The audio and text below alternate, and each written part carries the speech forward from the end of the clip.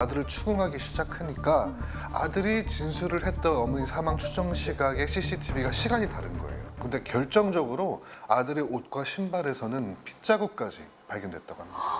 그러면 이호웅 변호사님, 이게 맨 처음에 아들은 내가 살해한 게 아니다 라면서 진술을 완강하게 거부를 했었다면서요? 네, 그러니까 아들은 자신이 그런 게 아니라고 엄청나게 이제 저항을 했대요. 이제 경찰이 이상한 거죠. 그래서 조사를 하다 보니까 결국 어머니를 본인이 계단에서 밀었다. 이렇게 시인을 했다는 거고요. 결국은 사고였던 것이 사건이었다.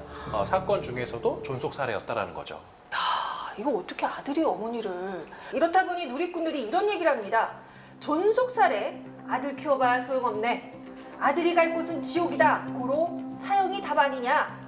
이게 형량 높게 나와야 할 텐데 라는 의견들을 내고 있습니다. 어떻게 보십니까, 두 분은? 아니 뭐 맞는 의견이죠. 이게 그러니까 살해 중에서도 가장 사랑하고 가장 믿었던 사람에게 살인을 당하는 거잖아요. 그만큼 윤리적으로도 이거는 뭐 납득할 수 없는 그런 살인이기 때문에 가중 처벌이 되는 것이 맞고, 일반 살인의 경우에는 사형 무기 또는 5년 이상의 징역, 그리고 존속 살해죄 같은 경우에는 사형 무기 7년 이상의 징역에 처해지게끔 가중 처벌이 되고 있습니다. 근데 이게 가중 처벌, 그러니까 존속 살해인 경우에 가중 처벌이 있다곤 하지만 또 그렇지 않는 경우도 또 있다면서요? 실제로 재판해 보면은 오히려 7년보다 더 적게 이제 우리가 그걸 감경이라고 하는데, 감경하면 형량을 절반으로 깎거든요. 실제로 그렇게 나오는 경우가 있어요. 예를 들어서 어려서부터 부모에게 학대를 당해왔던 그런 딸이 커서 도저히 자신의 트라우마를 극복하지 못하고 우발적으로 자신을 예를 들어서 그런 성범죄의 대상으로 삼았던 아버지를 그런 살해한 사건에서는 실제로 감경을 해준 그런 케이스가 있거든요. 아니 근데 그러면 다시 돌아와서 갑자기 계단에서 밀었다라고 얘기를 하는데 이 경우는 어떻게 봐야 되는 겁니까? 보통은 이런 파렴치한 범죄를 저지른 사람들이 열이면 아홉 이야기하는 게 자기는 계획적으로 범행을 저질렀다라고 절대 말하잖아요. 아 그럼 우발적으로 했다는 네, 얘기예요? 우발적으로 했다라고 얘기했고, 팩트를 들여다보면 이런 일이 있었어요.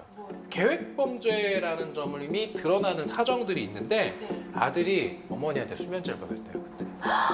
그러면은 뭐 이건 뭐예요? 계단에서 어지럽게 하려고 의도했다라는 거예요. 그 다음에 이게 진짜 끔찍한 게 머리를 수차례 충격을 했다는 거예요.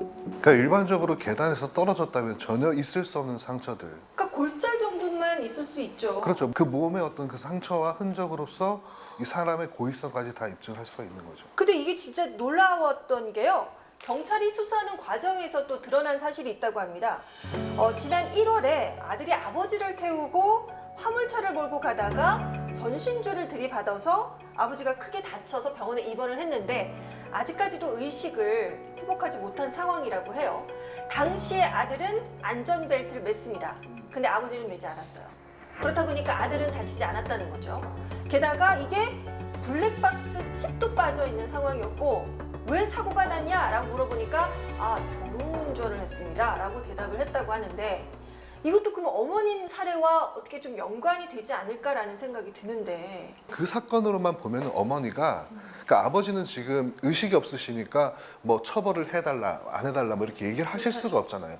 그런 의사를 대신해서 가족인 어머니가 처벌을 하지 말아 달라 라고 수사기관에 제출을 했고, 그런 경우에는 이 교통사고 처리 특례법상 피해자의 어떤 처벌을 하지 말라는 그런 말이 있으면은 또 처벌을 할 수가 없어요. 즉, 이 경찰이 사건화하지 않겠다라고 지금 결정을 내렸었거든요.